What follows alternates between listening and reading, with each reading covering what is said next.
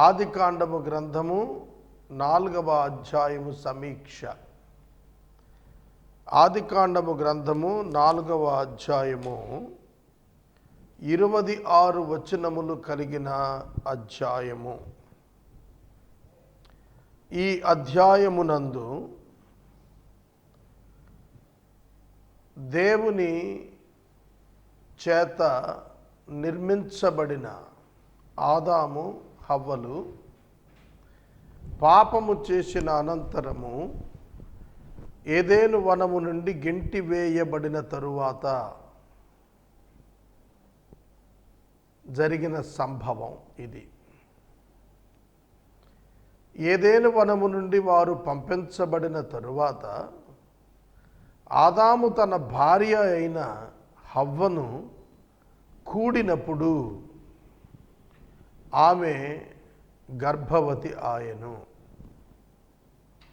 ఆమె ప్రథమ కుమారుణ్ణి కని, యెహోవా దయచేత నేను ఒక బిడ్డను కన్నాను, మనుష్యుణ్ణి సంపాదించుకున్నాను అని దేవుని స్తుతించి కయీను అనేటువంటి పేరు పెట్టింది.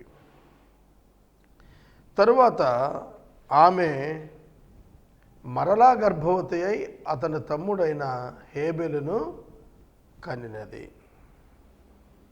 హేబెలు గొర్రెల కాపరి, కయీను భూమిని సేద్యపరుచువానిగా ఉన్నాడు. ఇక 4వ వచనం దగ్గర నుండి మనం చూస్తున్నప్పుడు వారిరువురు అన్నదమ్ములు దేవుని యొద్దకు అర్పణలు తీసుకొని వచ్చారు. ఆ అర్పణలను గూర్చి 4వ వచనంలో దేవుడు వాటిని లక్ష్యపెట్టిన విధానం గూర్చి రాసింది. దేవుడు కయీను అర్పణ తృణీకరించాడు, హేబెలు అర్పణను స్వీకరించాడు. 5వ వచనంలో కయీను యొక్క కోపము, 6వ వచనంలో కయీనుతో దేవుడు మాట్లాడి అతనిని హెచ్చరిక చేయటం, 8వ వచనంలో కయీను హేబెలును హత్య చేయటం, 9వ వచనంలో దేవుడు కయీనును తన తమ్ముని గూర్చి ప్రశ్నించగా అతడు అబద్ధమాడటం, 11వ వచనం నుండి దేవుడు అతనిని శపించటం, 14వ వచనంలో అతడు కయీను తన దోష శిక్ష భరించలేని గొప్పది గనుక తనను కనుగొన్నవాడు చంపాలని ప్రాధేయపడటం, 15వ వచనంలో దేవుడు దానికి అంగీకరించక అతనిపై ఒక గురుతు వేయటం కనిపిస్తుంది. ఇక 16వ వచనం నుండి మనం చూస్తే కయీను యొక్క కుటుంబం ఎలా పెరిగింది అనేది చెప్పాడు. తదుపరి కయీను నోదు దేశానికి వెళ్ళాడు. ఇది మోషే కాలం నాటికి నోదు దేశం. కయీను వెళ్ళుట వలన ఆ పట్టణమునకు నోదు అని పేరు వస్తుంది. ఎందుకంటే కయీను సంచార జీవి, నోదు అంటే సంచారి అని అర్థం. కయీను వెళ్ళినందున అక్కడ సంచారపు దేశం ఏర్పడిందన్నమాట. కయీను ఆదాము హవ్వలకు పుట్టిన కుమార్తెనే తీసుకుని వెళ్ళాడు. అక్కడ వేరొక సృష్టి లేదు. ఆదికాండం 5వ అధ్యాయంలో మనకు కుమారులతో పాటు కుమార్తెలను కూడా ఆదాము హవ్వలు కనినారని వ్రాసున్నది. కనుక ఒక కుమార్తెను, ఆదాము హవ్వల యొక్క కుమార్తెను కయీను తీసుకొని వెళ్ళాడు. కాబట్టి అక్కడ అతనికి సంతానం ఏర్పడింది. ఆ సంతానాన్ని గురించి కూడాను మనకు 17వ వచనంలో వ్రాశాడు. కయీను తన భార్యను కూడాడు, ఆమె గర్భవతి అయి హనోకును కన్నది. ఈ హనోకు వేరు షేతు సంతానము నుండి వచ్చి దేవుని చేత ఆకాశమునకు కొనిపోబడిన హనోకు వేరు. ఇతడు కయీను కుమారుడైన హనోకు. ఇతని పేరిట ఒక ఊరు కట్టి హనోకు అనే పేరు పెట్టుకున్నారు. హనోకు తర్వాత ఈరాదు తర్వాత మహయేలు, ఆ తర్వాత మెతూషాయేలును కన్నాడు. మెతూషాయేలు లెమెకును కన్నాడు. అతడు 2 స్త్రీలను పెండ్లి చేసుకున్నాడు.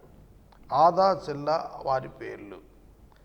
అతడు పశువులు గలవాడై గుడారాల్లో నివసించే వారి అందరికీ మూల పురుషుడు. అతని సహోదరుడు యూబాలు. సితార సానికగా చేసుకున్నవాడు వీడు. ఇతడు వారందరికీ మూల పురుషుడు. 21వ వచనంలో మనకు యూబాలును గురించి రాశాడు. యూబాలు సితార సానికను వాడేటువంటి వారికి మూల పురుషుడు. మరియు సిల్లా తుబల్కయీనును కన్నాడు. ఈ తుబల్కయీను పదును రాగిగల పనిముట్లన్నీ చేసేవాడు. తుబల్కయీనుకు ఒక సహోదరి ఉంది, ఆమె పేరు నయమ. 23వ వచనంలో ఆదా, సిల్లా నా మాట వినండి అంటున్నాడు. లెమెకు 2 స్త్రీలను వివాహం చేసుకున్నాడు కదా, అతడు తన భార్యలతో అంటున్న మాట ఇది: నన్ను గాయపరిచినందుకు ఒక మనిషిని చంపితిని, నన్ను దెబ్బ కొట్టినందుకు పొడుచువానిని చంపాను. 7 కఠిన శ్రమ దండన కయీను కోసం వస్తే నాకు 70 వస్తుంది అని చెప్పాడు. ఎందుకంటే 2 మర్డర్స్, ఒక మర్డర్కి 7 అయితే రెండవ మర్డర్కి 10 times పెరిగిపోయింది. ఇది 7 అయింది. ఆదాము మరలా తన భార్యను కూడి కుమారుని కన్నాడు. కయీను చంపినటువంటి హేబేలుకు ప్రతిగా దేవుడు మరొక బిడ్డనిచ్చాడని అతనికి షేతు అని పేరు పెట్టాడు. షేతు కూడా ఒక బిడ్డను కన్నాడు. అతని పేరు ఎనోషు. ఎనోషు పుట్టిన తరువాత యెహోవా నామమున ప్రార్థన ప్రారంభమైంది. ఈ షేతు యొక్క సంతానములోనే మనకు నోవాహు వచ్చినాడు. 10th జనరేషన్గా నోవాహు వచ్చాడు. నోవాహు జనరేషన్లో మనకు అబ్రహాము వచ్చాడు. అబ్రహాము యొక్క జనరేషన్లో దావీదు వచ్చాడు. దావీదు యొక్క జనరేషన్లో యేసుక్రీస్తు వచ్చాడు. ఇది మనకు బైబిల్లో న్యూ టెస్టిమెంట్కి కనెక్షన్. ఇక 4వ అధ్యాయము మనం వచన ధ్యానాన్ని చేయాలి. ప్రారంభించుకుందాము. 4వ అధ్యాయము ఒక ప్రాముఖ్యమైనటువంటి అధ్యాయంగా కనిపిస్తుంది. ఈ 4వ అధ్యాయంలో మనకు అనేకమైన మొదటి సంగతులు కనిపిస్తాయి. ఫస్ట్ బ్రదర్హుడ్, మొదటి సహోదరత్వం హెబేలు కయీనుల మధ్య ఉన్నది. ఫస్ట్ బాండ్ హ్యూమన్ బీయింగ్, తల్లి గర్భం నుండి వచ్చిన మొదటి బిడ్డగా కయీను కనిపిస్తాడు. First person bond. తర్వాత కుటుంబ వ్యవస్థ మొట్టమొదటగా ఏర్పడింది ఈ అధ్యాయంలోనే. కుటుంబ విచ్ఛిన్నం జరిగింది కూడా మొదటగా ఈ అధ్యాయంలోనే. ప్రథమ సమాజం ఏర్పడింది కూడా ఈ అధ్యాయంలోనే. మొట్టమొదటి నేరం జరిగింది కూడా ఈ అధ్యాయంలోనే. మొట్టమొదటి మర్డర్, హత్య జరిగింది కూడా ఇందులోనే. ఇంకా కొన్ని ప్రథమ విషయాలు చూస్తే మొదటి ఆరాధన, మొదటి బలి ఇందులోనే జరిగాయి, ఈ అధ్యాయంలో కనిపిస్తాయి. ఫస్ట్ హిపోక్రసీ, వేషధారితనం, తనను దాచుకొని మరొకటి ప్రజెంట్ చేయటం ఇందులో కనిపిస్తుంది. First false religion and worship ఇక్కడే కనిపిస్తుంది. ఫస్ట్ బిలీవర్ కూడా ఇందులో కనిపిస్తాడు. ఫస్ట్ మార్టైర్ కూడా ఇందులో మనకు కనిపిస్తూ ఉన్నాడు. తర్వాత ఇందులో మనం చూస్తున్నప్పుడు ఈ అధ్యాయంలో సెల్ఫ్ రైచియస్నెస్, స్వనీతి కనిపిస్తోంది. కయీను యొక్క స్వనీతి కనిపిస్తోంది. తర్వాత ఇక్కడ ఇతడు కయీను నశించిపోయినటువంటి మానవులకు ప్రత్యేకగా మనకు కనిపిస్తాడు. కనుక కయీను యొక్క చరిత్ర నుండి 4వ అధ్యాయం చరిత్ర నుండి అనేక ప్రథమ విషయాలు ఉన్నాయి. వీటిని గమనించాలి మనం. 4వ అధ్యాయం 1వ వచనం చదువుతాను. ఆదాము తన భార్య అయిన హవ్వను కూడినప్పుడు ఆమె గర్భవతి అయి కయీనును కని, యెహోవా దయ వలన నేనొక మనుషుణ్ణి సంపాదించుకున్నాను అనినది. ఇక్కడ కూడినప్పుడు అనే మాట KNEW, న్యూ, ఎరిగినప్పుడు అని అర్థమిస్తుంది. దాన్ని హిబ్రీ భాషలో యాదా అన్నారు. యాదా అనేది ఇంటిమసీ రిలేషన్షిప్ను సూచిస్తోంది. దేవునికి సంఘానికి మధ్య ఉన్నటువంటి సంబంధం కూడా యాదా అనే చెప్పబడింది. అంటే మరొకరికి తెలియని ఒకే ఒక రకమైన సంబంధం, వేరొకరు ఎరుగని సంబంధం, వేరొకరితో లేని సంబంధం అని వస్తుంది అర్థం. కనుక ఆదాము ఇది సెక్షువల్ రిలేషన్షిప్కి భార్యాభర్తల మధ్యన వాడబడిన పదము యాదా అనే పదం వాడబడింది. తర్వాత దయతో పొందుట అనేది ఖానా అనే పదం వాడబడింది. ఖానా అనే పదం దయతో పొందుట అనే దానికి, అంటే ఫేవర్, గాడ్స్ ఫేవర్ నా మీదకి వచ్చింది. ఖానా అనే మాటకు అర్థం ఏంటంటే దేవుడు కూడా ఇందులో భాగస్థుడయ్యి ఇచ్చాడు. శరీరము ఉత్పత్తి మంటి మానవుని నుండి అయితే మానవునికి ఇవ్వబడు ఆత్మ దేవుని నుంచే ఇవ్వబడుతుంది. ప్రతి మానవుడిలో కూడా ఈ ఖాదా అనేటువంటి పదం వర్తిస్తుంది. ఎందుకంటే తల్లి గర్భంలో మనం జన్మించుటకు ఏర్పడిన తరువాత దేవుడు జీవాన్ని ప్రవేశపెడతాడు. ఆ లైఫ్ ఇచ్చేది దేవుడే కాబట్టి దేవుని దయ లేకుండా ఏ మానవుడు భూమి మీద పుట్టడు అనేటువంటిది వాస్తవమైన మాట. ఆదాము తన భార్యను కూడినప్పుడు ఆమె గర్భవతి అయ్యను. ఇది మొట్టమొదటి అనుభవం, ఒక స్త్రీగా ఆమెకు ఒక అనుభవం. ఆమె నేనొక మనిషిని సంపాదించి తిని అన్న చోట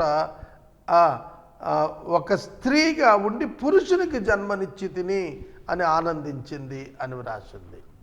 కనుక ఆమె స్త్రీ అయ్యుండి ఆమె పురుషునికి జన్మనిచ్చింది. కనుక మానవ ఉత్పత్తి ప్రారంభమయ్యింది. దేవుడు ఏదైనా వనములో ఆదికాండం 1:26లో ఏదైతే చెప్పాడో అది నెరవేరింది. కయీను అనే పేరు ఎందుకు పెట్టారు? కయీను అంటే అర్థం here he is, here he is, ఇదిగో ఇతడు ఇక్కడున్నాడు అని అర్థం కయీను అని అంటే. ఎందుకు ఆ విధంగా చెప్పినది అనగా ఆదికాండం 3వ అధ్యాయంలో వారు పాపము చేసిన తరువాత దేవుడు వారితో చెప్పాడు, నీ సంతానముకు స్త్రీ సంతానమునకు వైరం కలుగజేస్తాను, స్త్రీ సంతానము సర్ప సంతానము యొక్క శిరస్సు మీద కొడుతుంది అని చెప్పాడు. అందుకే ఆదాము హవ్వలు అనుకున్నారు తమ గర్భవాసాన పుట్టేటువంటి ప్రథమ కుమారుడు అపవాది యొక్క తల చితకగొట్టి తమను ఈ పాపము నుండి విమోచిస్తాడు అని అనుకున్నారు. కానీ సంభవించింది ఏమిటి? అది యేసుక్రీస్తును గూర్చి దేవుడు తన కుమారుని గూర్చి చెప్పాడు. ఆయన నరావతారి అయ్యి స్త్రీ గర్భాన్ని జన్మించి ఆయన అపవాది యొక్క శిరస్సును సిలువలో బ్రద్దలు కొడతాడనే దైవ ప్రణాళిక ఆదాము హవ్వ అర్థం చేసుకోలేక వారు తమ కుమారుడైన కయీను ద్వారానే తమకు విడుదల వచ్చేస్తుంది అని అనుకున్నారు. కానీ అది సంభవించలేదు. కయీనును వారు కనిన తరువాత మరల ఆమె గర్భవతి అయ్యింది. హేబేలును కనినది. 4వ అధ్యాయంలో మనకు వారు ఏ వయస్సుకు వచ్చిన తరువాత అర్పణకు వెళ్ళారో చెప్పబడలేదు. వారు ఏ వయస్సుకు వచ్చిన తర్వాత అర్పణకు వెళ్ళారో చెప్పబడలేదు. ఏ వయస్సులో హేబేలు చనిపోయాడో మనకు దాని వలన తెలియలేదు. కానీ మొట్టమొదటి తరాల కాలంలో మీరు ఆదికాండం 5వ అధ్యాయం చూస్తే మొట్టమొదటి 10 తరాల ప్రజలు కూడాను 100 కొలది సంవత్సరాలు బ్రతికారు. మెతూషల ఫస్ట్ 10 జనరేషన్స్లో అత్యధికమైన సంవత్సరాలు బ్రతికాడు. ఆదాము అయితే 930 సంవత్సరాలు బ్రతికాడు. మెతూషల అందరికంటే హైయెస్ట్గా 969 ఏండ్లు బ్రతికాడు. 969 ఇయర్స్ హైయెస్ట్.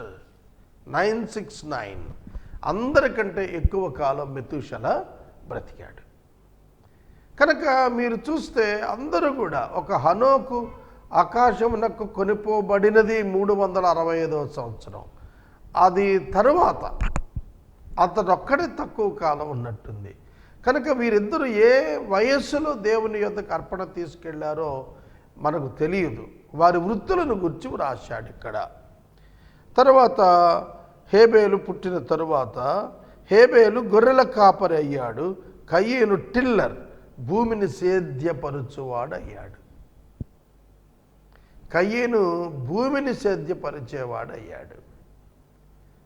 హేబేలు గొర్రెలను మేపుతున్న గొర్రెల కాపరిగా మారాడు. ప్రథమ వృత్తులుగా బైబిల్ గ్రంథంలో పశువుల కాపరి వృత్తి మరియు రైతు వృత్తి రెండు మనకు కనిపిస్తాయి. ఇప్పటికీ వాటి యొక్క ప్రాధాన్యత సమాజంలో తగ్గలేదనేది మనకు అర్థమవుతుంది.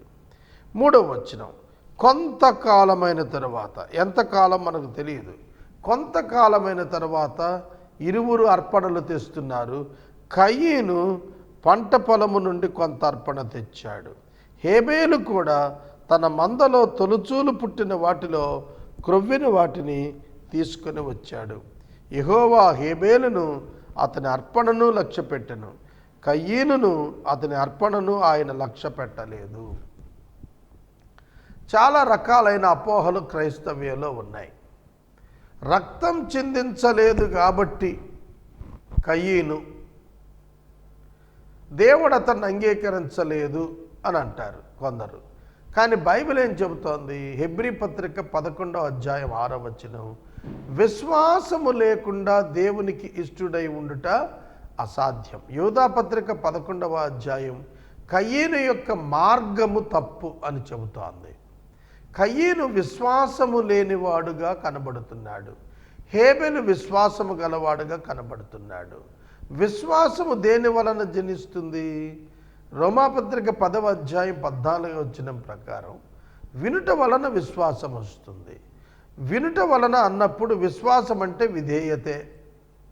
దేవుడు మనుషులకు ఇచ్చిన అర్పణ విషయాన దేవుడు వారి అర్పణ పాపక్షమాపణ కొరకైన అర్పణ ఒకటైతే గనుక వారు ఖచ్చితంగా క్రీస్తు యొక్క ముంగుర్తుగా రక్తం చిందించాలి.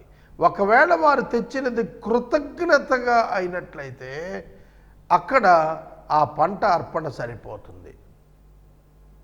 కనుక కయీను విశ్వాసం లేకుండా అతడు దేవుని యొద్దకు మొక్కుబడి కొరకు తెస్తున్నాడు. He followed a false worship and religion. God never accepts that. ఆరాధనే కానీ సరి అయిన ఆరాధన కాదు. విశ్వాసి యొక్క ఆరాధనే దేవుడు అంగీకరిస్తాడు. అవిశ్వాసి యొక్క ఆరాధన దేవుడు అంగీకరించడు. మొదట అతని హృదయము దేవుని వైపు తిరగాలి. దేవుని వైపు తిరగని హృదయం దేవుని పేరిట ఎన్ని ఆరాధనలు పూజలు చేసినా అది దేవునికి చెందేది కాదు. కనుక మనం చూచినప్పుడు కయీనును అంగీకరించలేదు, కయీను అర్పణను అంగీకరించలేదు. దేవుడు మొదట అర్పణ ఇచ్చు వ్యక్తిని అంగీకరించాలి, ఆ తరువాతే అర్పణను అంగీకరిస్తాడు. అది ఆయన న్యాయం, అది ఆయన ధర్మం, అది ఆయన పద్ధతి. కనుక దేవుడు కయ్యేనును అంగీకరించకుండా కయ్యేను అర్పణ ఎట్లా అంగీకరిస్తాడు? చాలామంది అర్పణ వరకే మాట్లాడుతున్నారు అర్థం కాక. అర్పణ కంటే ముందు అంగీకరించబడవలసినది అర్పణ ఇచ్చు వ్యక్తి. ఇక్కడ నేను యేసుక్రీస్తును ఉదాహరిస్తాను. యేసుక్రీస్తు ప్రభువును గురించి హెబ్రీ పత్రిక 5వ అధ్యాయం ఏం చెబుతుంది? ఆయన నరావతారిగా ఉన్న దినములలో ప్రార్థనలతో కన్నీళ్లతో యాచనలతో దేవునికి తనను తాను సమర్పించుకొని విధేయత నేర్చుకున్నాడు. ఆయన అంగీకరించబడ్డాడు. యేసుక్రీస్తు ప్రభు సిలువలో బలి అర్పించుట కొరకు ఎప్పుడు అంగీకరించబడ్డాడో తెలుసా? ఎప్పుడు యేసుక్రీస్తు అంగీకరించబడ్డాడో తెలుసా?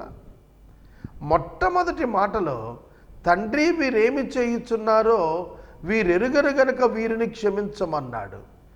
ఎప్పుడు దేవుడు ఒక మనిషిని అంగీకరిస్తాడు?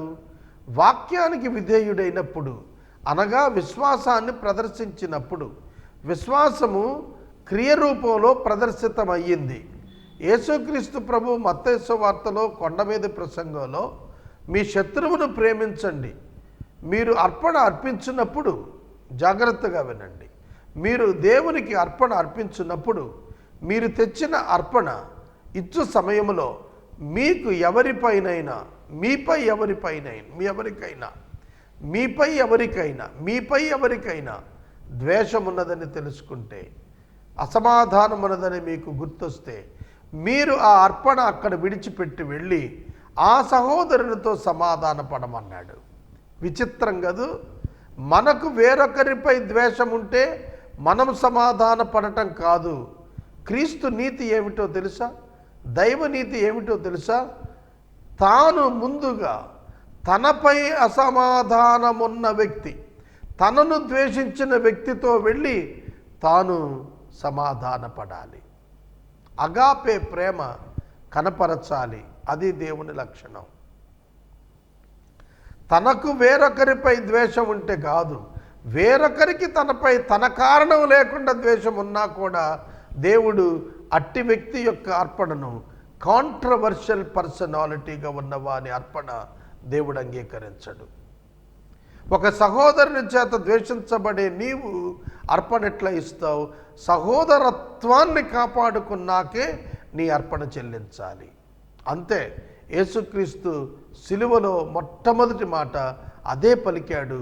అందుకు యేసుక్రీస్తు అంగీకరించబడ్డాడు. ఇక్కడ కయీను విశ్వాసము లేనివాడు. అందుకు దేవుడు హృదయాంతరంగములు నెరిగిన దేవుడు అతనిని తృణీకరించాడు. ఆ తరువాత అతని అర్పణను తృణీకరించాడు. హేబేలు విశ్వాసము కలిగినటువంటి వాడు. హృదయాంతరంగములను దేవునికి మాత్రమే తెలుసు. అవి క్రియల చేత మనం లెక్కించలేము. కయీను క్రియను, హేబేలు క్రియను తీసుకొని వారిని దోషులుగా మనం తీర్చలేము. అది మానవునికి అసాధ్యం. కనుక క్రియల చేత మనం ఒక వ్యక్తిని దోషి నిర్దోషులుగా తేల్చలేము. అతని అంతరంగాన్ని బట్టి దేవుడు మాత్రమే సత్యవంతమైన తీర్పును ఇవ్వగలుగుతాడు. ఆదికాండం 20వ అధ్యాయంలో అబీమెలెకు అనేటువంటి గెరారు రాజు అబ్రహాము భార్యను తీసుకుని వెళ్ళినప్పుడు దేవుడు ఏం చెప్పాడో తెలుసునా? అబీమెలెకు, నీవు మంచి హృదయముతో దీన్ని చేసితివని నాకు తెలియను, అందుకే నేను నిన్ను అడ్డగించాను. దేవుడు అతనిని అడ్డగించాడు. అతడు ఏ హృదయంతో చేశాడో దాన్ని చూశాడు, కానీ ఏం చేశాడో దాన్ని చూడలేదు. దేవుడు అక్కడ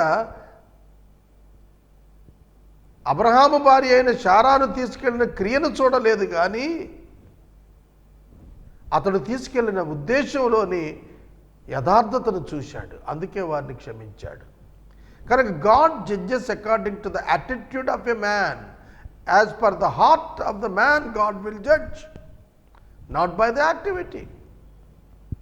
కనుక విశ్వాసము లేనివాడు తీర్పులోనికి వస్తాడు, విశ్వాసం ఉన్నవాడు తీర్పు నుండి జీవములోనికి దాటిపోతాడు.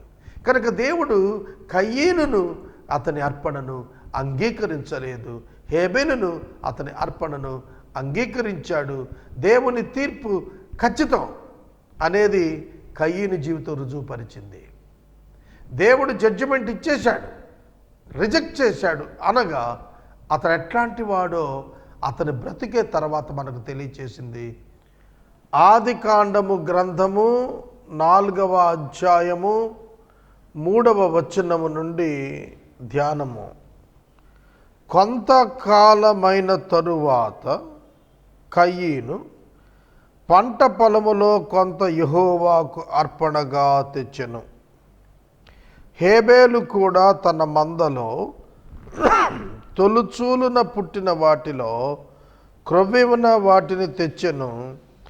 యెహోవా హేబేలును అతని అర్పణను లక్ష్యపెట్టెను, కయీనును అతని అర్పణను ఆయన లక్ష్య పెట్టలేదు.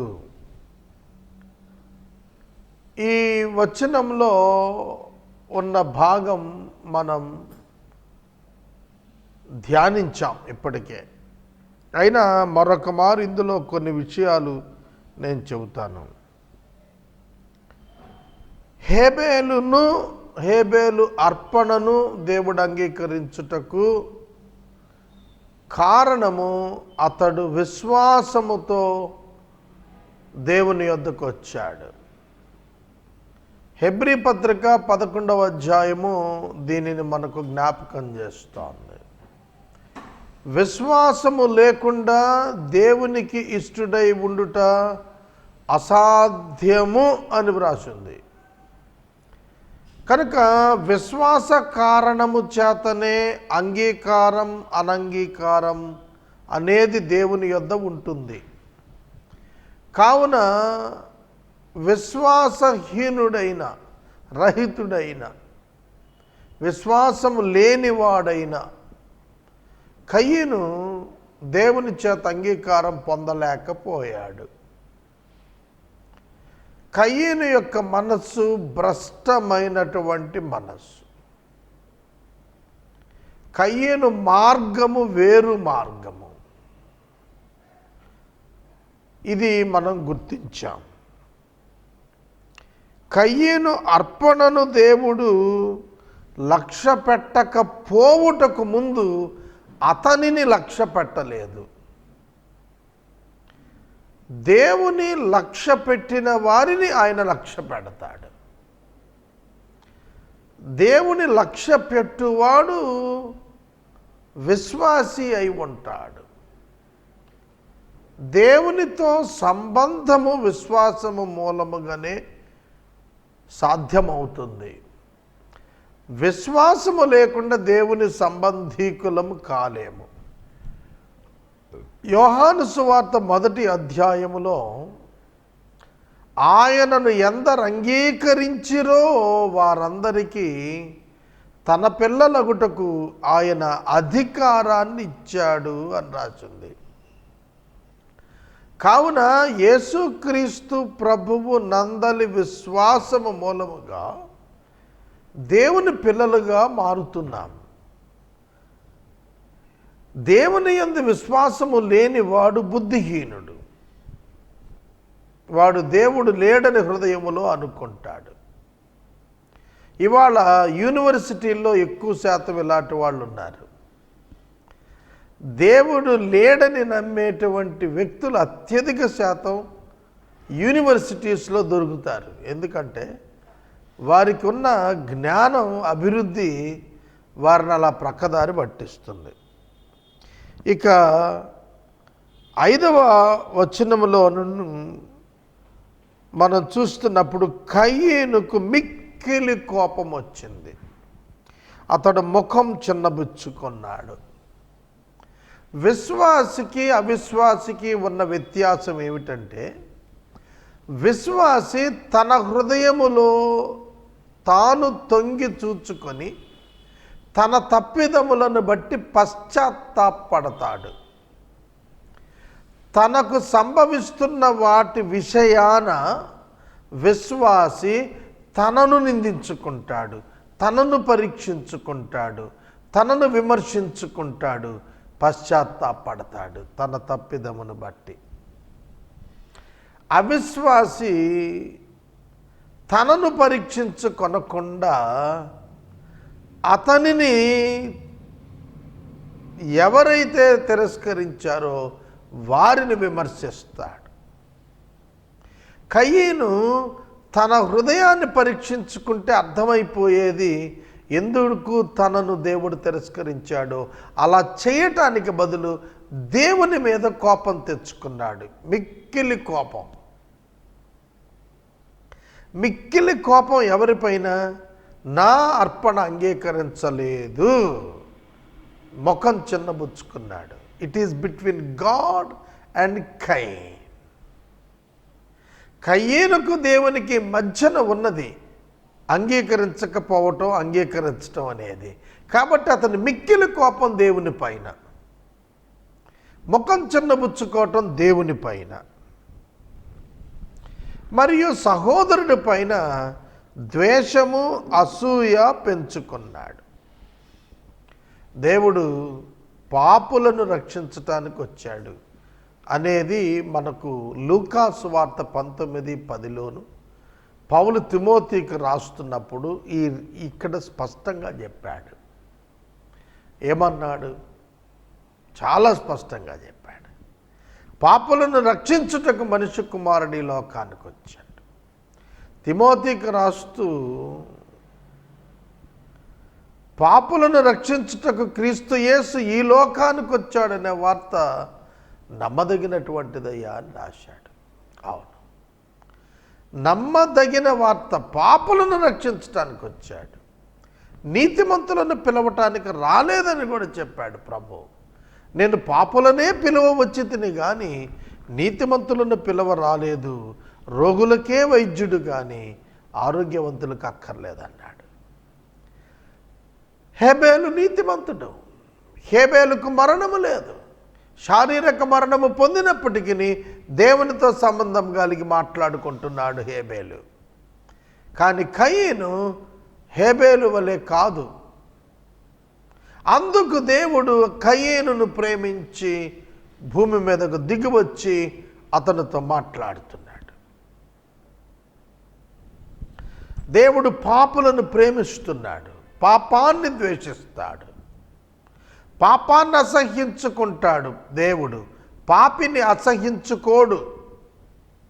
కానీ మానవుడు పాపాన్ని ప్రేమిస్తాడు, పాపిని ద్వేషిస్తాడు. పాపిని ద్వేషిస్తాడు, పాపి అయి ఉండి కూడా మరొక పాపిని ద్వేషిస్తాడు. అది పాపి యొక్క లక్షణం. ఇవాళ సమాజం నివ్వెరపోతోంది అక్కడే. తాను దోషయుండి మరొక దోషునికి దోషిగా జడ్జిమెంట్ ఇస్తాడు మానవుడు. ఇది మానవులలో విచిత్రమైనటువంటి వాదన. కయీను దేవునిపై కోపాన్ని పెంచుకున్నాడు. వెంటనే ప్రభు దిగొచ్చాడు. 2 విషయాలు, ఒకటి కోపం వచ్చింది, ముఖం చిన్నబుచ్చుకున్నాడు. దేవుడు రెండింటినీ ప్రశ్నిస్తున్నాడు. అందుకు యెహోవా కయీనుతో అంటున్నారు, నీకు కోపమేలా, ముఖము చిన్నబుచ్చుకున్నావు ఏమి? నీవు సత్క్రియ చేసిన ఎడల తల ఎత్తుకొనవా? 3 ప్రశ్నలు దేవుడు కయీనును అడుగుతున్నారు. అతడు జవాబు చెప్పగలిగి ఉంటే బాగుండేది, చెప్పలేకపోయాడు. నీకు కోపమేలా? దేవునికి ఏం చెబుతాడు? దేవుడు సర్వ జ్ఞానం కలిగినటువంటి వాడు. ఆయనకి ఏం చెబుతాడు? మౌనంగా ఉండిపోయాడు. నీకు కోపమేలా అంటే ఇక్కడ దేవుడు హేబేలును అంగీకరించినందున దేవుణ్ణి కారణంగాను, హేబేలు అంగీకరించబడినందున హేబేలును కారణంగాను భావిస్తున్న కయీను దేవుడు అతను ఎదుటికి వచ్చి ప్రశ్నించేటప్పటికీ చేష్టలు దిగి కనపడ్డాడు. నీకు కోపమేలా? You are responsible and you are accountable for all your actions and your attitudes. నీ అంతరంగ అభిప్రాయాలకు, నీ క్రియలకు నీవే జవాబుదారివి. నీకు కోపమేలా? చెప్పు. కయ్యను, నీకు కోపమేలా? You are responsible, accountable. You must give an answer to God about your heart. నీ హృదయమును గురించి నువ్వు దేవునికి లెక్క చెప్పవలసి ఉన్నది. దేవుడు ప్రశ్నిస్తున్నాడు, నీకు కోపమేలా? నేను అతనిని అంగీకరిస్తే నీకు అతనిపై కోపమేలా? నేను అతనిని అంగీకరిస్తే నీకు నాపై కోపమేలా?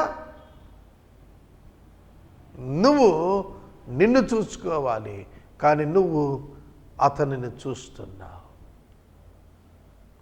ఇవాళ లోకంలో చాలామంది ఈ విధంగానే ఉంటున్నారు. తమను తాము చూచుకొని పశ్చాత్తాపపడవలసినది పోయి ఎదుట వారిని చూచి వారిని ఆక్షేపిస్తూ వారికి తీర్పు తీరుస్తున్నారు. అది దేవుడు అంగీకరించడు. నీకు కోపమేలా? నీ ముఖము చిన్నబుచ్చుకున్నావు. ఏమి? అక్కడ దేవుడు అతనికి చెప్పింది, నువ్వు సత్క్రియ చేస్తే తలనెత్తుకొనవా అన్నప్పుడు, నీవు తల దించుకొనుటకు కారణము నీవు కాదా అని దేవుడు సూటిగా అతనినే ప్రశ్నిస్తున్నాడు.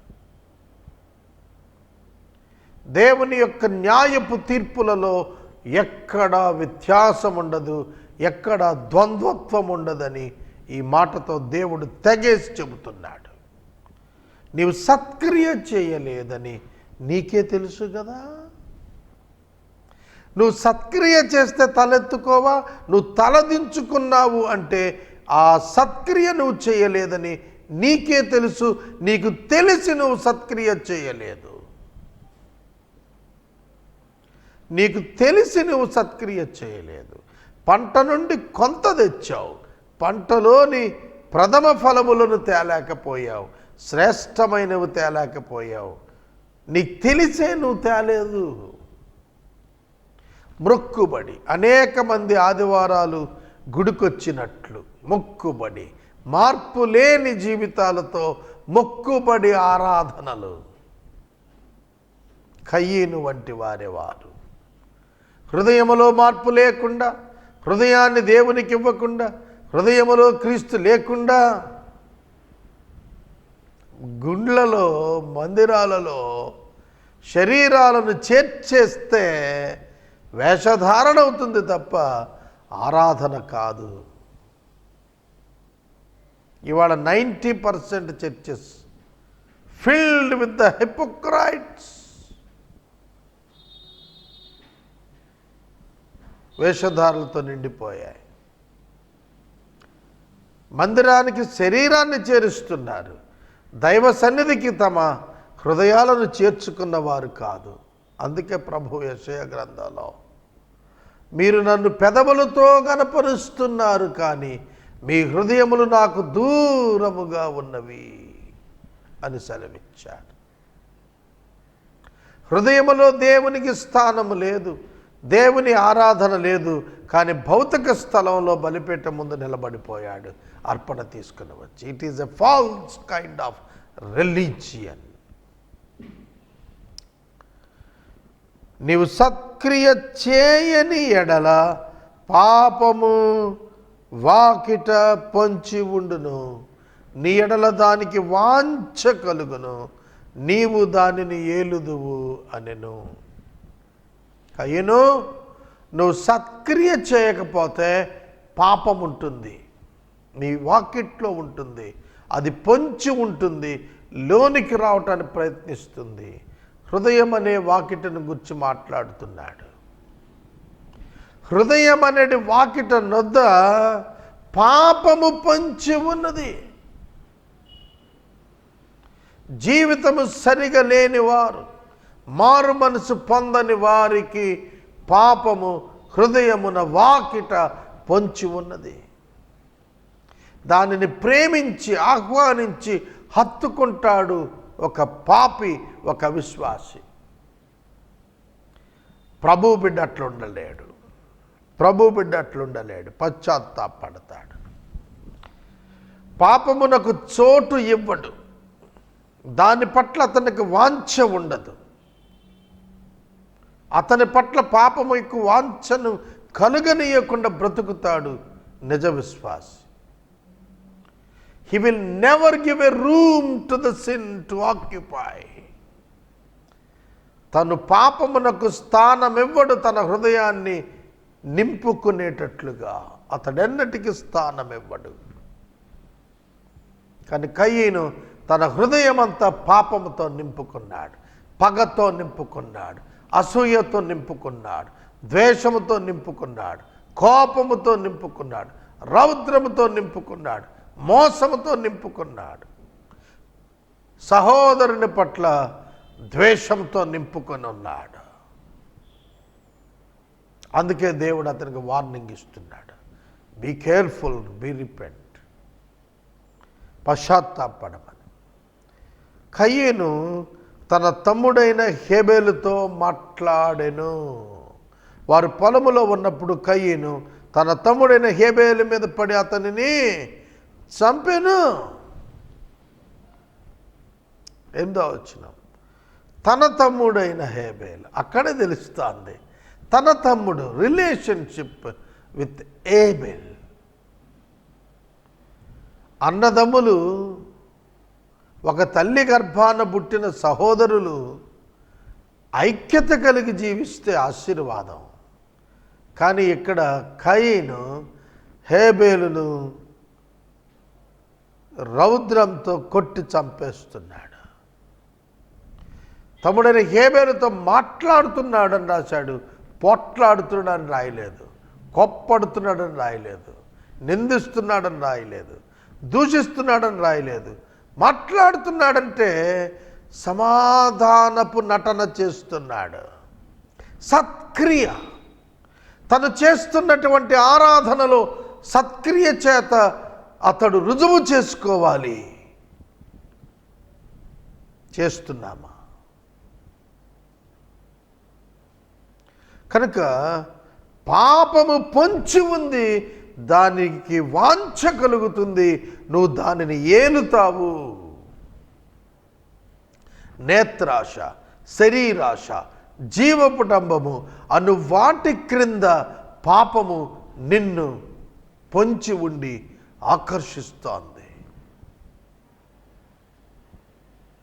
ప్రతి ఒక్కరం పరిశీలించుకోవాలి. 9వ వచనం. కయీను తన తమ్ముడైన హేబేలుతో మాట్లాడెను. వారు పొలములో ఉన్నప్పుడు కయీను తన తమ్ముడైన హేబేలు మీద పడి అతనిని చంపెను. How dangerous act it is. ఒక మనిషి ప్రాణం తీస్తే 7 అంతల పనిష్మెంట్. ఒక మనిషి ప్రాణం తీస్తే అగ్నిగుండమే, నో ఫర్గివ్నెస్. ఎరుగక మునుపు, ఎరిగిన తరువాత. ఎరుగక మునుపు, ఎరిగిన తరువాత. దేవుని ఎరుగక మునుపు వేరు, దేవుని ఎరిగిన తరువాత వేరు. ఇతడు ఆరాధన కొరకు అర్పణ తెచ్చి విశ్వాసనని చెప్పుకుని హత్య చేశాడు. అది సహోదరుని హత్య చేశాడు. అమాయకంగా ఎరుగక కాదు, తెలివితేటలతో అత్యధికంగా ఎరిగిన వాడై రహస్యంగా హత్య చేశాడు కయీను. విశ్వాసిగా ప్రొఫెస్ చేసుకున్న తర్వాత హత్య చేశాడు. అందుకే దేవుడు అతనికి అత్యధికమైన శిక్ష విధించాడు.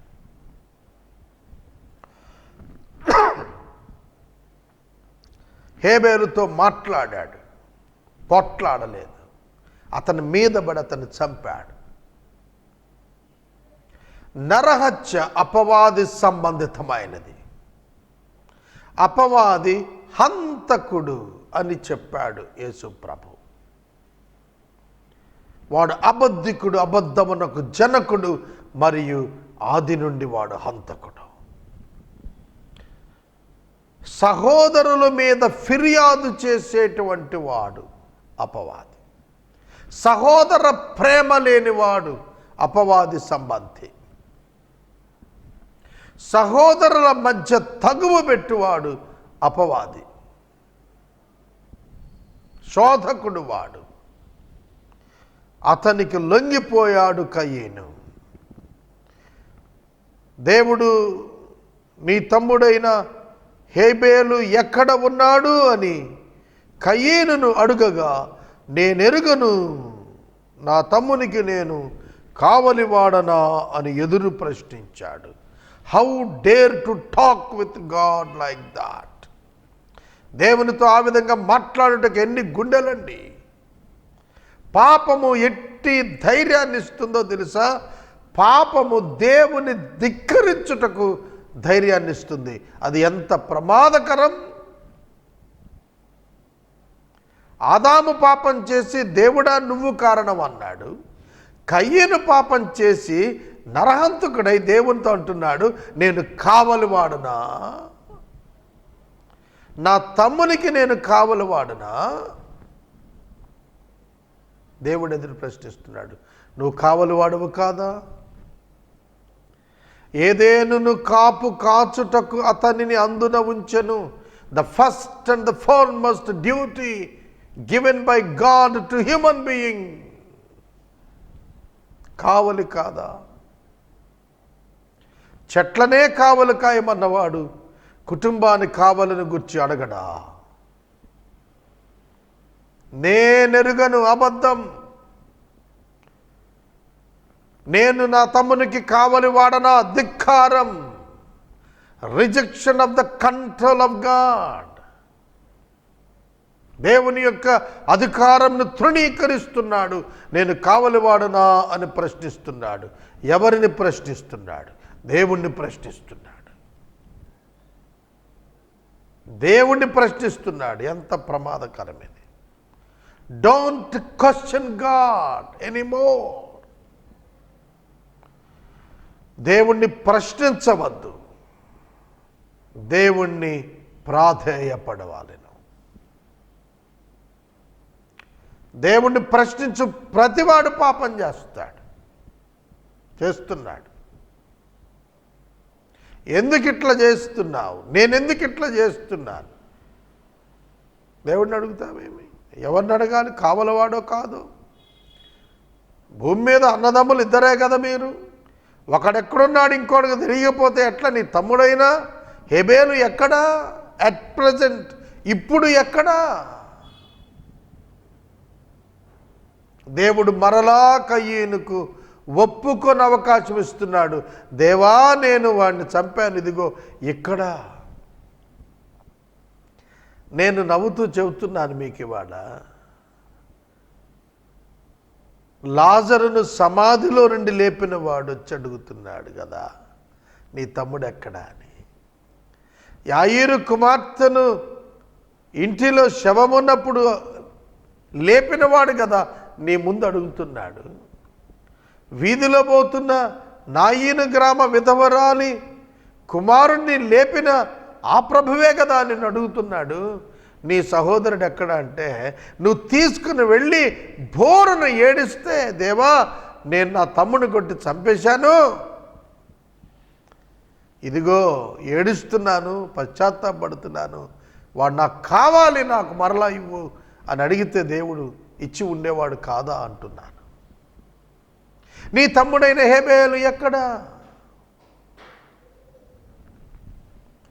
దేవుడు అతనిని పశ్చాత్తాపపడమని అవకాశం ఇస్తున్నాడు. సత్యము చెప్పమని అవకాశం ఇస్తున్నాడు. సత్యము చెప్పుటకు, పాపం ఒప్పుకొనుటకు దేవుడు నీకు అవకాశం ఇస్తున్నప్పుడు ఒప్పుకొనకపోతే దైవ శిక్ష ఉగ్రత నీ మీద వస్తుందని దేవుని వాక్యం చొప్పున తెలియజేస్తున్నాను. Repent your self before God. దేవుని ఎదుట నీ పాపమును ఒప్పుకొని విడిచిపెట్టి పశ్చాత్తాపడు. అలా చెయ్యకపోతే కయ్యనుకు నీకు తేడా లేదు. ఆదికాండము గ్రంథము 4వ అధ్యాయము 9వ వచనం చదువుకుందాం.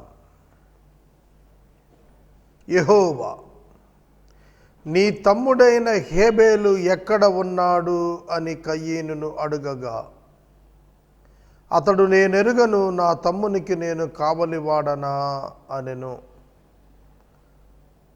అప్పుడు ఆయన, నీవు చేసిన పని ఏమిటి? నీ తమ్ముని రక్తము యొక్క స్వరము నేలలో నుండి నాకు మొరపెట్టుచు ఉన్నది. కయీను తన తప్పు పాపము ఒప్పుకొను అవకాశం దేవుడు ఇచ్చారు.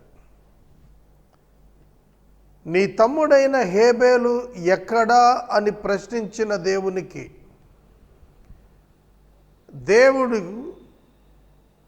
సమస్తము ఎరిగినవాడు గనుక, సర్వజ్ఞానం కలిగినవాడు గనుక అతని తమ్ముడైన హేబేలు ఎక్కడో ఆయనకి తెలుసు. ఇక్కడ ప్రశ్న తమ్ముడైన హేబేలు ఎక్కడ ఉన్నాడు కాదు, తమ్ముడైన హేబేలు ఎక్కడ ఉన్నాడని నీవు చెబుతావు. Your responsibility towards your brother. నీవు నీ సహోదరుని పట్ల బాధ్యత కలిగిన వాడవు గనుక నీ తమ్ముడైన హేబేలును ఏమి చేశావో నాకు చెప్పాలి అనే ఆదేశం అది. పాపము యొక్క లక్షణం ఏమిటంటే, ప్రశ్నిస్తున్న దేవునికి ఏమీ తెలియదు అనేటువంటి అజ్ఞానములోనికి నడిపించబడుట పాపము యొక్క లక్షణం. ఈ పాపము యొక్క లక్షణం కయీను దేవునికి తెలియదనుకునే భ్రమలోనికి వెళ్ళాడు. పాపము భ్రమను కలుగ చేస్తుంది. మనం దేవునికి ఏమని ఎదురు జవాబు చెప్పగలుగుతాం? ఆయన సర్వవ్యాపకత్వం కలిగిన వాడు, సర్వ జ్ఞానము కలిగినటువంటి వాడు. అట్టి దేవునితో మనము అబద్ధమాడదగునా? అబద్ధమాడలేము. కానీ అబద్ధమే చెబుతాము. అది పాపము యొక్క కారణం చేతనే సంభవిస్తుంది. కయీను దేవుని ఎదురు ప్రశ్నించాడు, దేవుణ్ణి ప్రశ్నిస్తున్నాడు. నేను నా తమ్మునికి కావలి వానినా? వ్యర్థ ప్రసంగం అంటాం, అనవసరపు వ్యాఖ్య. దేవుడు అతనికి సహోదరుని ఇచ్చినప్పుడు ఆ సహోదరుని యొక్క బాధ్యత కూడా అతనికి ఉన్నది. కానీ అతడు అంటున్నాడు, నేను నా తమ్మునికి కావని వాడనా? అంటే నా పని ఇదా? నాకు వేరొక పని లేదా? చూడండి, దేవుని సార్వభౌమిక అధికారాన్ని నుండి దూరంగా వెళ్ళిపోయాడు కయీను అనేది మనకు అర్థమవుతుంది. వాస్తవానికి కావలివాడు కాక ఏమిటి? ఒక సహోదరుడికి మరొక సహోదరుడు కావలివాడు కాకపోతే అది కుటుంబం ఎట్లా అవుతుంది? కనుక బైబిల్లో నిన్ను వలె నీ పొరుగువానిని ప్రేమించని ఎందుకు చెప్పాడు? సమాజంలో రెస్పాన్సిబిలిటీ మనుషులుగా మనకున్నది అని మనం గుర్తెరగటానికే కదా. అవును. మరొక మాట దేవునితో అన్నాడు, నేను ఎరుగను అన్నాడు. నేను ఎరుగను అని అన్నాడు. ఎరుగకపోవటం ఏమిటి? తమ్ముడు పశువులు కాస్తుంటాడు. తమ్ముడు పశువులు కాస్తున్నప్పుడు నీ తమ్ముడైన హేబేలు ఎక్కడా అని అంటే, అయ్యా పశువులు కాయటానికి ఉదయం వెళ్ళాడు, లేకపోతే లాస్ట్ సీన్ నేను ఎప్పుడు ఆఖరు చూచానో అనేది చెప్పాల. అది యథార్థత. అయ్యా నేను పలానా అప్పుడు చూచాను, పలానా చోట ఉన్నాడు, మరియు పలానా చోటకి వెళ్ళుండొచ్చేమో, నేను వెతికి చెబుతాను అని అనాలి. అది భయభక్తులతో కూడిన జవాబయ్యేది. యోసేపు అన్నలు ఎక్కడ ఉన్నారని ఆ ప్రాంతపు వారిని అడిగినప్పుడు దోతానుకు వెళుతున్నామని వాళ్ళు అనుకున్నారు అని చెప్పలేదా సమాచారం? కాబట్టి దేవుడు సమాచారం అడుగుతున్నాడు. నీ తమ్ముడైన హేబేలు ఎక్కడా అన్నప్పుడు ఇప్పుడెక్కడా అనే కాదు, నీకు తెలిసి ఎక్కడా అని. అది నీకు తెలిసి నీ తమ్ముడైన హేబేలు ఎక్కడా, అప్పుడు నేను ఎరుగునని అనక్కర్లేదు. నేను నిన్న ఈ స్థలంలో చూశాను, మొన్న ఆ స్థలంలో చూశానని చెప్పచ్చు. కానీ నేను ఎరుగను అన్నప్పుడే అతడు అబద్ధం చెబుతున్నాడు. అబద్ధం మనిషిని అంధుణ్ణి చేస్తుంది, జ్ఞాన శూన్యుణ్ణి చేస్తుంది, వివేచన శూన్యుణ్ణి చేస్తుంది, సత్యము యొక్క శక్తిని ఎరుగకుండా చేస్తుంది. దేవుని ఎదుట అబద్ధం ఎంత వెర్రితనం. దేవుని యొద్ద నిజం చెప్పటం నేర్చుకుందాం. నా హృదయం ఎన్నో పర్యాయములు ప్రార్థనలలో దేవుని ఎదుట, దేవా నీకే సమస్తం తెలుసు, నేను దోషిని అని ఎన్నోసార్లు ఒప్పుకున్నాను. నేను నీ హృదయము నీ పైన నిందారోపణ చేస్తున్నప్పుడు నీవు పశ్చాత్తాపడటం నేర్చుకోవాలి ఒక విశ్వాసిగా. కయీను విశ్వాసి కాదు, రిలీజియస్ పర్సనాలిటీ, మతాసక్తి కలిగిన ఒక వ్యక్తి మాత్రమే. అందుకే దేవుని అతడు సరిగా తెలుసుకొనలేకపోయాడు. ప్రభు వెంటనే మరొక ప్రశ్న అడుగుతున్నారు, నీవు చేసిన పని ఏమిటి? ఒక్కసారి షాక్ అయిపోయి ఉంటాడు. ఎట్లా తెలుసు దేవునికని? దేవుణ్ణి తెలియకుండా చేస్తుంది పాపం, దేవుణ్ణి గ్రహించకుండా చేస్తుంది పాపం, దేవుని శక్తిని ఎరుగకుండా చేస్తుంది పాపము. నీవు చేసిన పని ఏమిటి? నీ తమ్ముని రక్తము యొక్క స్వరము భూమిలో నుండి నాకు మొరపెట్టచ్చు అన్నది. ప్రాణము పోయిన తరువాత కూడా ఆ ప్రాణము భూమిలో నుండి దేవునికి మొరపెడుతోంది. ప్రాణమున్న కయీను మొరపెట్టడం లేదు, ప్రాణమున్న కయీను సత్యం చెప్పటం లేదు, ప్రాణమున్న కయీను అబద్ధమే ఆడుతున్నాడు. కానీ ప్రాణం పోయిన తరువాత కూడా హేబేలు మొర్ర మాత్రమే పెడుతున్నాడు. తనకి ఏమి సంభవించినా దేవుని యొద్దకు రావటం నేర్చుకోవాలి విశ్వాసి. విశ్వాసి మాత్రమే తనకేమి సంభవించినా దేవుని యొద్దకు వచ్చేస్తాడు. మనం ఒక్కటే నేర్చుకోవాలి, మనకు మేలు కలిగిన, కీడు కలిగిన, శ్రమ కలిగిన, ఆనందం కలిగిన మనం దేవుని యొద్దకు రావాలి. ఇది ప్రాథమిక సూత్రం విశ్వాసికి. ఆనందం కలిగిందా స్తుతి అర్పించటానికి రా, మేలు కలిగిందా కృతజ్ఞత చెప్పటానికి రా, కీడు కలిగిందా విడుదల కొనుకురా ప్రభు దగ్గరకు, శ్రమ కలిగిందా మొరపెట్టు విడుదల కొరకు. రావటం మాత్రం మానటానికి వీల్లేదు. మరణము హేబేలును దేవుని నుండి దూరము చెయ్యలేకపోయింది. శారీరక మరణము విశ్వాసిని దేవుని నుండి దూరం చెయ్యలేదు. రోమాపత్రిక 8వ అధ్యాయం చివరి భాగం అంతా చదవండి. వ్యాధి అయినా, బాధ అయినా, కరువు అయినా, ఉపద్రవమైన, ఆఖరికి శారీరక మరణమైనా దేవుని ప్రేమ నుండి మనలను ఎడబాపనేరదని నేను రూఢిగా ఎరుగుదును.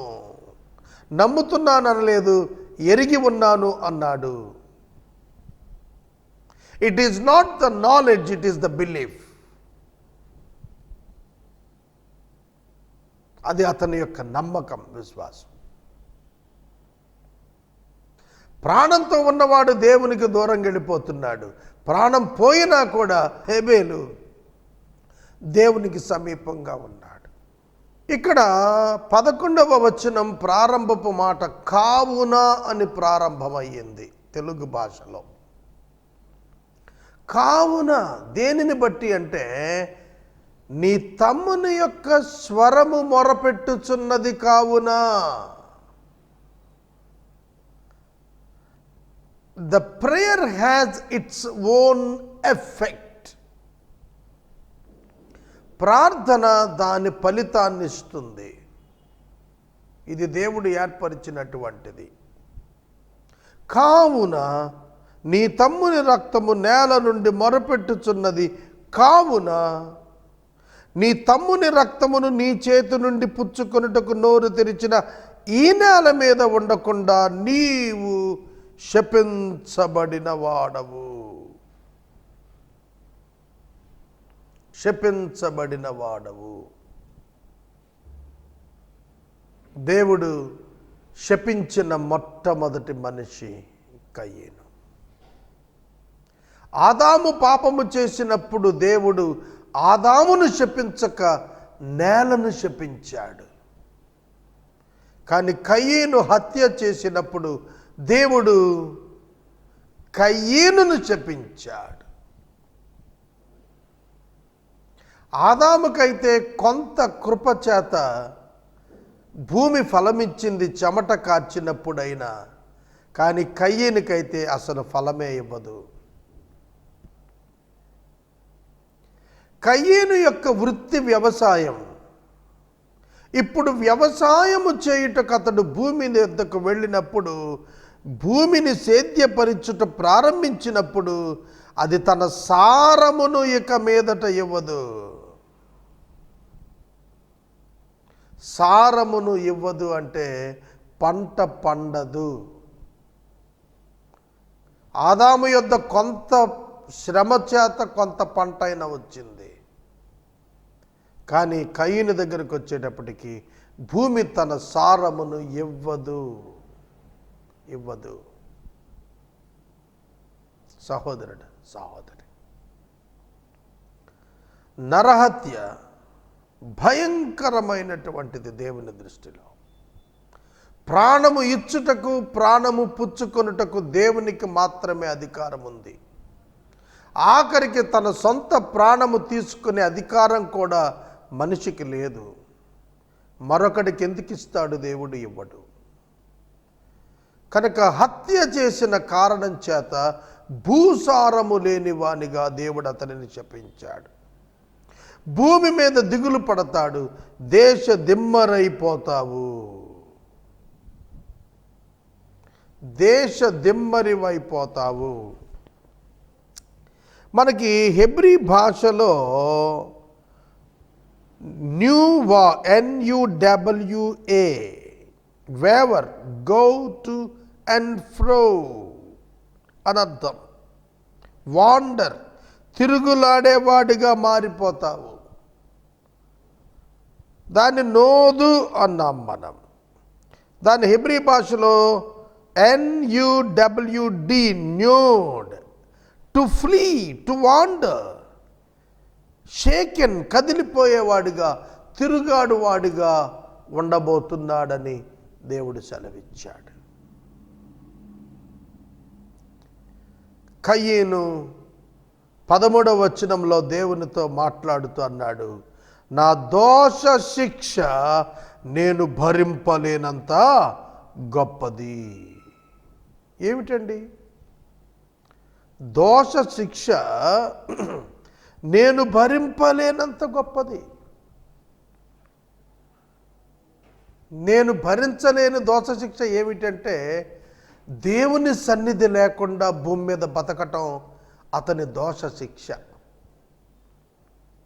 భూమి మీద దేవుని కృప లేకుండా బ్రతకటం భయంకరమైనది. ఆదాము పాపము చేసినప్పుడు దేవుడు భౌతిక మరణాన్ని ఆయన వాగ్దానం చేశాడు కృపతో. కానీ కయీనుకు భౌతిక మరణాన్ని దూరం చేశాడు. కొంచెం జాగ్రత్తగా అర్థం చేసుకోవాలి. ఇక్కడే కృపను తొలగించాడు. అతడు బ్రతికుండాల్సిందే. అయితే అతడే కోరుకున్నాడు, ఎవడైనా నన్ను కనుగొని నన్ను చంపును అన్నాడు. నీ సన్నిధికి రాకుండా నేను వెలివేయబడ్డాను, దిగులు పడుచున్నాను, దేశదిమ్మరనై భూమి మీద ఉంటాను, కాబట్టి నన్ను కనుగొనువాడు నన్ను చంపును. చావటానికి లేదు, నువ్వు బ్రతకాలి. The effects of the sin, the consequences of the sin, పాపము యొక్క పర్యావసానమును, ప్రతిఫలములను, ప్రభావమును నీవనుభవిస్తూ బ్రతికుండాల్సిందే.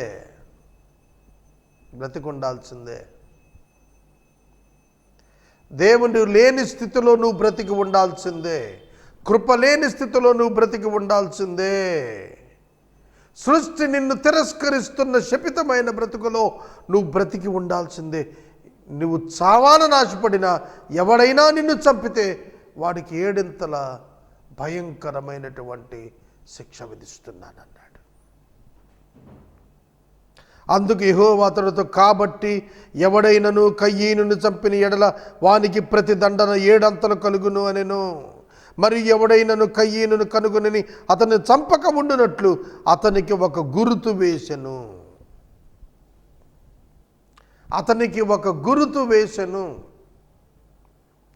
అది ఏమిటో మనకు క్లియర్గా ఇవ్వలేదు, కానీ ఫస్ట్ కమ్యూనికేషన్, అది రిటర్న్ కమ్యూనికేషన్ ఆఫ్ గాడ్, దేవుని వ్రాతపూర్వకమైనటువంటి కమ్యూనికేషన్. అది ఆ గుర్తు ఏమిటనేది మనం ఇది అని చెప్పలేం. పర్టికులర్గా అతని నొసట ఏమైనా ఒక ముద్ర రాశాడా, లేక అతను చూడగానే ఇతడు కయ్యేను అని గుర్తుపట్టేటట్లు ఏమైనా అతని పేరు నుదుటి ఉంచాడా, ఏమిటో మనకు తెలవదు. కానీ ఒక గురుతు అయితే దేవుడు వేశాడు. ఆ గురుతు ఫలానా కయ్యేను అనే చరిత్ర వ్యాపిస్తోంది.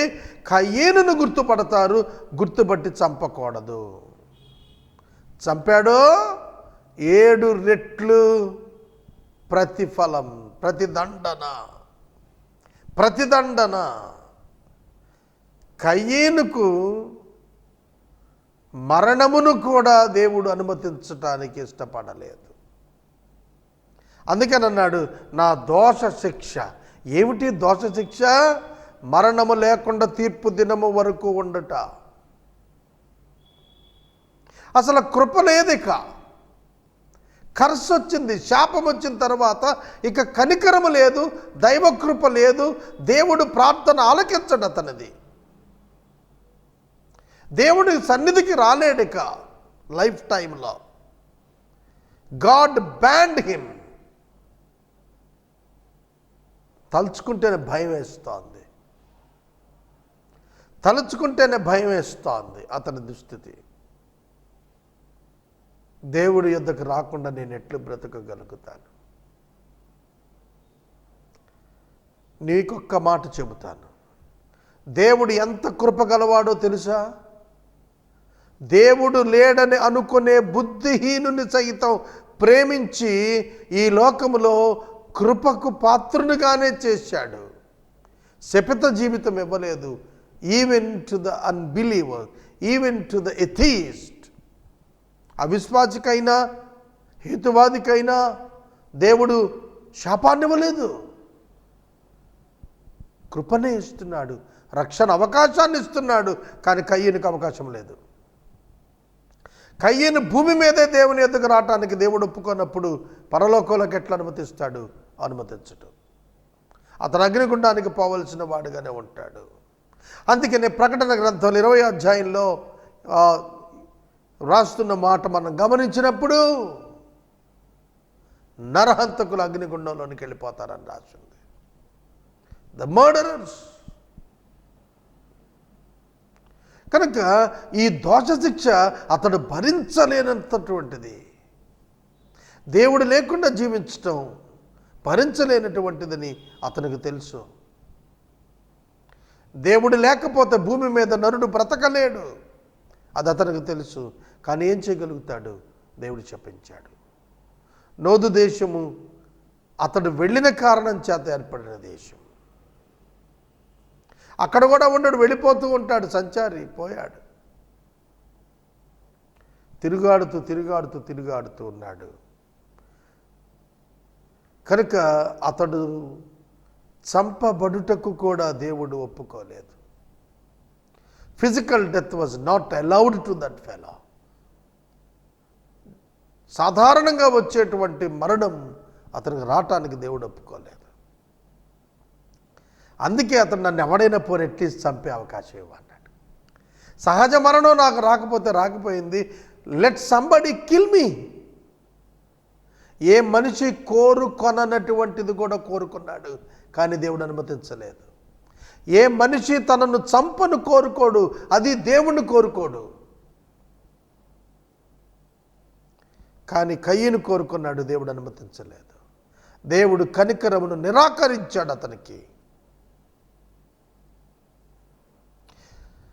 అతనికి దేవుడు ఒక గుర్తును వేసినట్లుగా దేవుని యొక్క వాక్యము మనకు సాక్ష్యమిస్తోంది. అప్పుడు కయ్యను యెహోవా సన్నిధిలో నుండి బయలుదేరాడు. గుర్తుపెట్టుకోండి, దేవుని సన్నిధిలో జీవిస్తున్నాం మనం.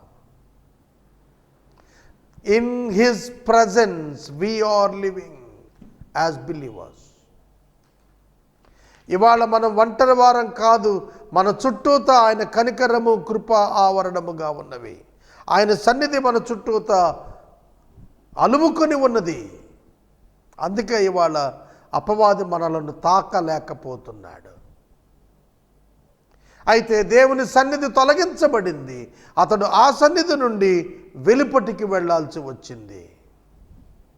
ఏదైనా వనము నుండి దేవుడు ఆదాము హవ్వలను గెంటి వేసిన తన సన్నిధి దూరం చేయలేదు, ఏదేనును మాత్రమే దూరం చేశాడు. కానీ కయ్యనుకైతే తనను తాను దూరం చేస్తున్నాడు దేవుడు. యెహోవా సన్నిధి నుండి బయలుదేరిపోయాడు. ఏదోనుకు తూర్పు దిక్కున ఉన్న నోదు దేశంలో కాపురమున్నాడు. కయ్యను తన భార్యను కూడినప్పుడు గర్భవతి అయ్యింది, హనోకును కన్నాడు. హనోకునకు ఈరాదు పుట్టాడు. ఈరాదు మహూయాయేలును కన్నాడు. మహూయాయేలు మతూషాయేలును కన్నాడు. మతూషాయేలు లెమెకును కన్నాడు. ఎన్ని జనరేషన్స్ అయిపోయాయి ఇక్కడ చూడండి.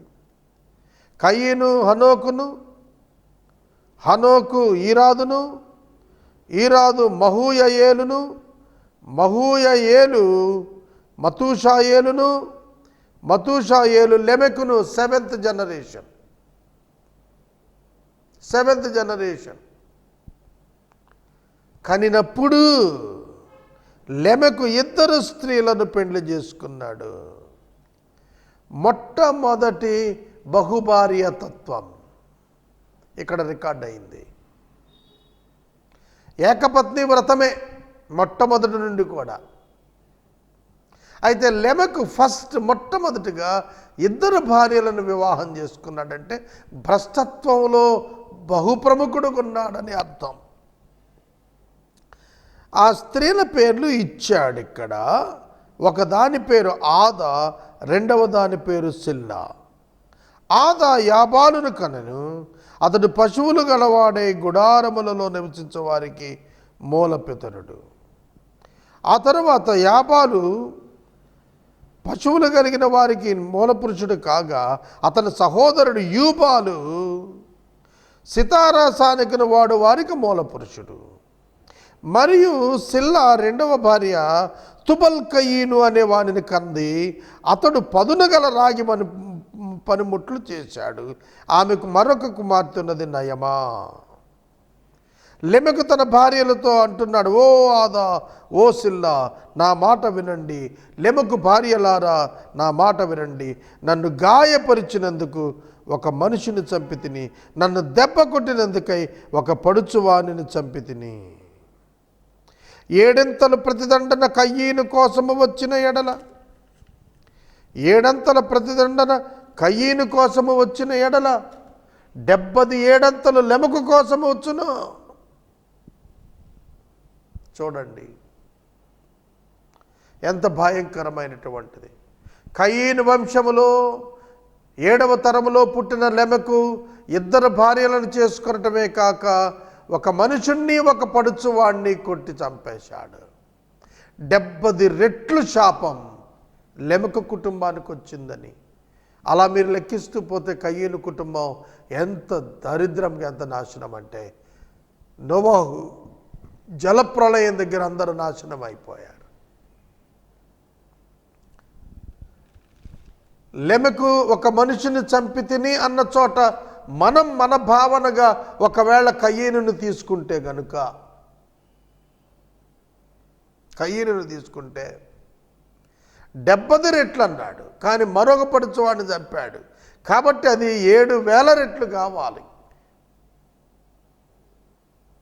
7 10 రెట్లు అయింది, 10 రెట్లు 100 రెట్లు కావాలి, 100 రెట్లు 1000 రెట్లు కావాలి. శాపం అలా పెరుగుతుంది బైబిల్లో. కనుక లెమెకు మర్డరర్ అయ్యాడు, డబల్ మర్డరర్ అయ్యాడు. నోవాహు జలప్రళయములో సమస్త లోకం తుడిచిపెట్టుకుపోయింది, ఒక్క నోవాహు కుటుంబం తప్ప. కనుక కయీను యొక్క భయంకరమైన స్థితి, నరహత్య చేసిన కారణం చేత అతనికి ఎటువంటి పరిస్థితి వచ్చినదో మనకు ఈ అధ్యాయాల్లో తెలియచేయబడింది. 25వ వచనం 26వ వచనం కూడా చదువుతాను. మరలా ఆదాము తన భార్యను కూడినప్పుడు ఆమె కుమారుని కని కయ్యేను చంపిన హేబేలునకు ప్రతిగా దేవుడు నాకు మరి యొక్క సంతానమును నియమించననుకొని అతనికి షేతు అని పేరు పెట్టెను. మరియు షేతునకు కుమారుడు పుట్టినప్పుడు ఎనోషను పేరు పెట్టెను. ఎనోషు పుట్టినప్పుడు యెహోవా నామమున ప్రార్థన ప్రారంభమాయెను.